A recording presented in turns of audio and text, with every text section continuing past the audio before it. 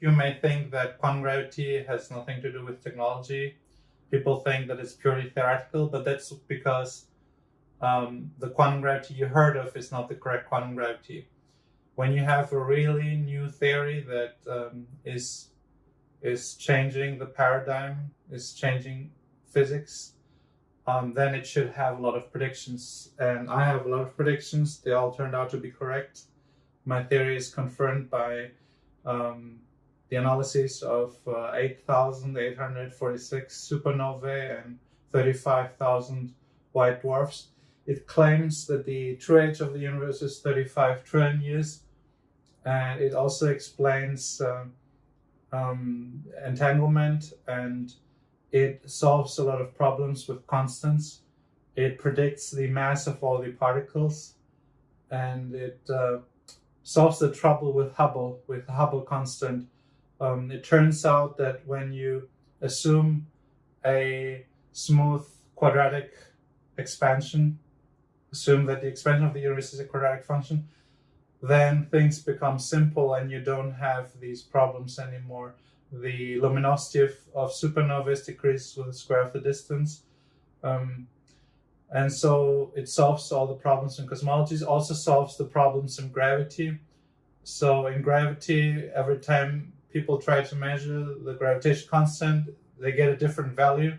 And I show that the value depends on the material.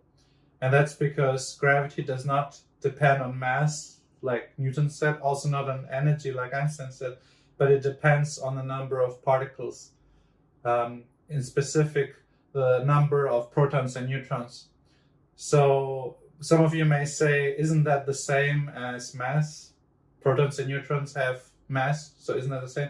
No, it's not the same, because mass is a form of energy, and so in different elements you have different amounts of negative binding energy, which reduces the mass, but it does not reduce the number of particles, and so you end up with different gravitational constants for every element. And iron is the element with the highest binding energy, and that's why it has the highest the most gravity per kilogram. And this allows us to create some pretty amazing technology. We can alter gravity, actually. If we inflate the mass by using particle accelerators, but not those with magnets on them, because those would be too heavy. We could, if we inflate the mass but don't change the number of particles, then basically we have less gravity per kilogram, and then we could make things fall slower than they usually would.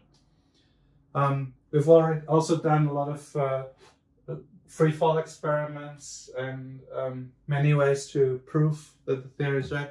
The whole theory is summed up in this book. Has different parts, including the similar worlds interpretation, which says that we exist in all worlds that we cannot distinguish at the moment, and space particularism, which says that every particle carries its own quantum of space, and gravity is explained by having more space quanta in one place than in other places, so particles get attracted to the regions of space where the most space quanta are, and that's the reason why it ultimately depends on the number of particles and not on the mass or the energy.